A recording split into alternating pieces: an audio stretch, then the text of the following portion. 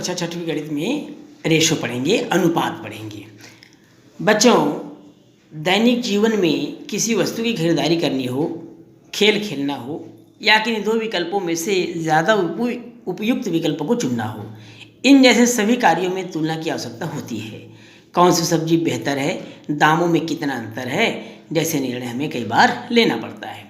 अनुपातों को विभिन्न तरीकों से व्यक्त किया जाता है। कॉलन चिन्ह से इस प्रकार से अनुपात को हम इस चिन्ह से प्रदर्शित करते हैं।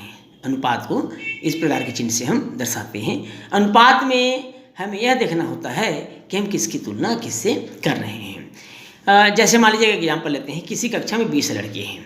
किसी कक्षा में लड़के कितने हैं बच्चों? 20 लड़के हैं और 25 लड़कियां हैं। किसी कक्षा में 20 लड़के और 25 लड़कियां हैं, तो अनुपात होगा पहला, लड़कियों और लड़कों के बीच। लड़कियों और लड़कों के बीच यदि बोला जाए कि लड़कियों और लड़कियों के बीच लड़कियों अनुपात लड़कों, तब हम कैसे निकालेंगे? पहले लड़कियों की संख्या लिखेंगे 25 अनुपात 20। अब इसको हम सरल कर लेते हैं, चाहे तो आप सरल कर सकते हो, 5 से कट जाएगा, 5 पंजे 25, 5 चौक 20, ऐसा भी इसको लिख सकते हैं। मान लीजिए अगर कहा जाए लड़कों और लड़कियों के बीच अनुपात क्या होगा? लड़कों और लड़कियों के बीच। यदि ऐसा कहा जाता है कि लड़कों और लड़कियों के बीच, तब लड़कों की संख्या को पहले और लड़कियों की संख्या को बाद में लिखेंगे। वही स्थिति हो जाएगी। फिर 5 से इसको डिवाइड कर दीजिए, 5 चौक 20, 5 पंजे 25, 4 अनुपात 5 हो जाएगा। यदि कहा जाए लड़कियों और कुल विद्यार्थियों के बीच अनुपात मालूम करो, तब हम कैसे मालूम करेंगे? लड़कियों और कुल विद्यार्थियों या कुल बच्चों के बीच या कुल संख्या के बीच ऐसा कहा जाए, तब हम देखेंगे कि लड़कियों की संख्या है यहाँ पर 25 और कुल हो जाएंगे 20 और 25 को जोड़ देंगे बच्चों, 45 हो जाएगा। 5 पंचे 25, 5 निया 45। इस तरह से भी हम लिख सकते हैं। अब मान लीजिए कहा जाता कि लड़के और कुल संख्या के बीच क्या अनुपात होगा, तब हम देखेंगे कि लड़कों की संख्या तो 20 थी और कुल 45 थे, अर्थात 5 चौक 20, 5 निया 45। तो इस तरह से हम अनुपात के रूप में व्यक्त करते हैं, अनुपात के रूप में लिखते हैं। बच्चों, अनुपात का उपयोग करने के पहले हमें ध्यान रखना है कि राशियों में समान इकाई का उपयोग हुआ हो या हो रहा हो। यदि इकाई समान नहीं है तो आपको पहले इकाई को समान करना होगा। बच्चों, अनुपात केवल संख्याओं में ही नहीं वरन हमारे दैनिक जीवन से जुड़े कई पहलुओं में देखने को मिलता है। जैसे यदि किसी चित्र में बने व्यक्ति की टांगें बहुत लंबी है या शरीर की तुलना में सिर अधिक बड़ा है, तो वह व्यक्ति कैसा लगेगा? जाहिर है बेढंगा लगेगा, अटपटा लगेगा। तो बच्चों आप स्क्रीन पर कुछ अनुपातिक और अनुपातहीन चित्र देख पा रहे हैं। इनमें से ऐसे चित्रों की पहचान करना है जिनमें अनुपात उचित लगता है और सोचना है कि आपने क्या देख करके बाकी चित्रों को छोड़ा है, अर्थात आप अपने उत्तर की कारण भी सोचना है, आपको अपने उत्तर के कारण भी लिखना है। तो बच्चों, चित्र अनुपातिक है या नहीं विभिन्न हिस्सों के आकारों की तुलना पर निर्भर करता है। जैसे दो राशियाँ ए और बी है, मान लीजिए दो राशियाँ हैं और दो राशियाँ हैं ए और बी। दो राशियाँ ए और बी है, तो उनके अनुपात को हम कैसे दर्शाएंगे? ए अनुपात बी दर्शाएंगे, जिसमें ए को हम पहली राशि बोलेंगे और बी को दूसरी राशि, अर्थात कुल मिलाकर ये दोनों क्या हुआ?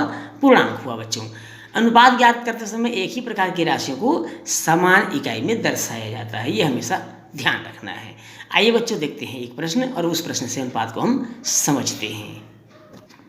बच्चों, प्रश्न है, एक डंडे की लंबाई 90 सेंटीमीटर एवं एक बांस की लंबाई 4 मीटर 50 सेंटीमीटर है, तो डंडे एवं बांस की लंबाइयों का अनुपात ज्ञात कीजिए। अब यहाँ देख पा रहे हैं बच्चों कि डंडे की लंबाई 90 सेंटीमीटर तो है, लेकिन वहीं बांस की लंबाई मीटर और सेंटीमीटर दोनों में दिया हुआ है। तो हम क्या करेंगे? सबसे पहले इनकी इकाइयों को बराबर कर लेते हैं।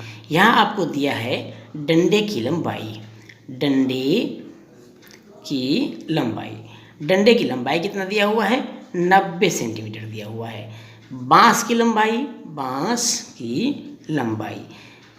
लंबाई दिया है बच्चों 4 मीटर और 50 सेंटीमीटर दिया हुआ है। 4 मीटर मतलब हो गया बच्चों 4 गुणित 100 अर्थात 400 सेंटीमीटर प्लस 50 सेंटीमीटर, क्योंकि 100 सेंटीमीटर का 1 मीटर होता है और ये हमको मालूम हो गया 450 सेंटीमीटर। अब देख पा रहे हैं दोनों की इकाइयाँ समान हैं, दोनों सेंटीमीटर में आ गया है। अब हमको निकालने हैं अनुपात, इसलिए अनुपात मालूम करना है। अनुपात कैसे निकालेंगे, प्रश्न पूछा है। डंडे एवं बांस की लंबाइयों का अनुपात क्या होगा। तो डंडे की लंबाई हमने मालूम की 90 सेंटीमीटर, प्रश्न में दिया हुआ है। अनुपात 450, 9 पंचे 45, 1:5। तो इस तरह से डंडे और बांस की लंबाइयों में 1:5 का अनुपात है बच्चों, और इस तरह से हम अनुपात ज्ञात कर सकते हैं।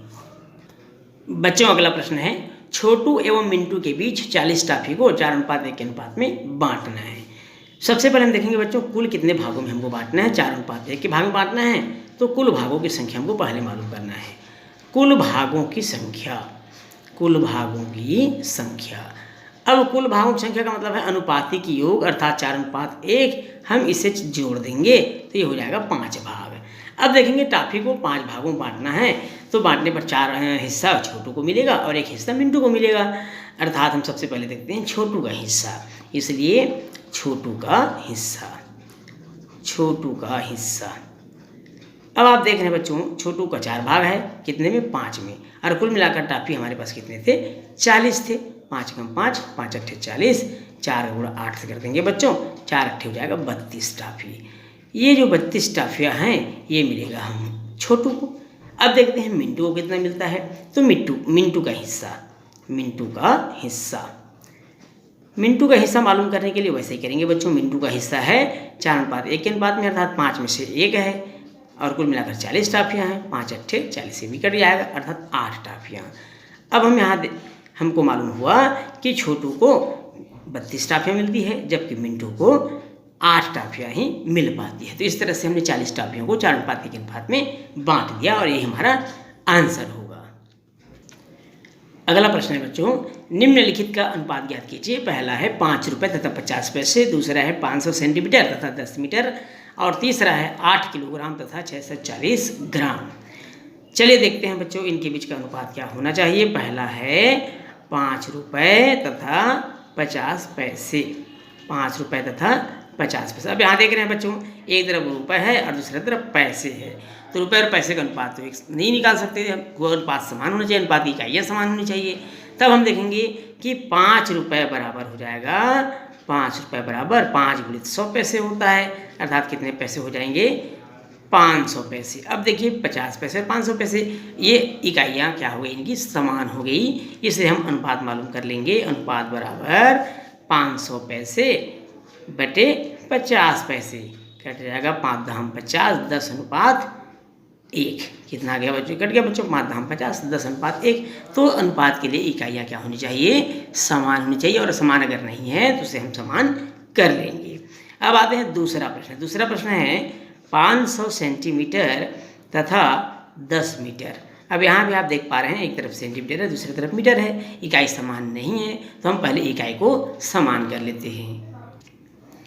10 मीटर, सबसे पहले हम 10 मीटर को सेंटीमीटर बदलेंगे। 10 मीटर बराबर हो जाएगा 10 गुणित 100 सेंटीमीटर का 1 मीटर होता है बच्चों, तो ये हो जाएगा 1000 सेंटीमीटर। अब ये सेंटीमीटर में आप बदल सकते हैं या मीटर में बदल सकते हैं, आप जिसको बदलना चाहें बदल सकते हैं, बशर्ते दोनों यूनिटों में जो उनका यूनिट है वो इक्वल होना चाहिए, समान होना चाहिए। तो अब ये 10 मीटर को हमने सेंटीमीटर बदल लिया है, 1000 सेंटीमीटर आ गया है। अब अनुपात निकालेंगे, इसलिए अनुपात बराबर हो जाएगा 500 सेंटीमीटर और 1000 सेंटीमीटर। 0 0 कट गया बच्चों, 5 दूनी 10, 5 5 5 दूनी 10, 1:2। कितना हमको मालूम हो गया, 1:2। अब चलते हैं हम तीसरे सवाल की ओर, और तीसरा प्रश्न है इसी में 8 किलोग्राम और 640 ग्राम। अब यहाँ 8 किलोग्राम दिया हुआ है बच्चों और 640 ग्राम दिया हुआ है। अब यहाँ भी आप देख पा रहे हैं, एक तरफ किलोग्राम है, दूसरी तरफ ग्राम दिया है। तब हम क्या करेंगे, 8 किलोग्राम को हम ग्राम में बदल लेते हैं। 8 किलोग्राम बराबर हो जाएगा 8 गुणित 1000 ग्राम, क्योंकि 1000 ग्राम का 1 किलोग्राम होता है, तो ये हमको मिल गया 8000 ग्राम।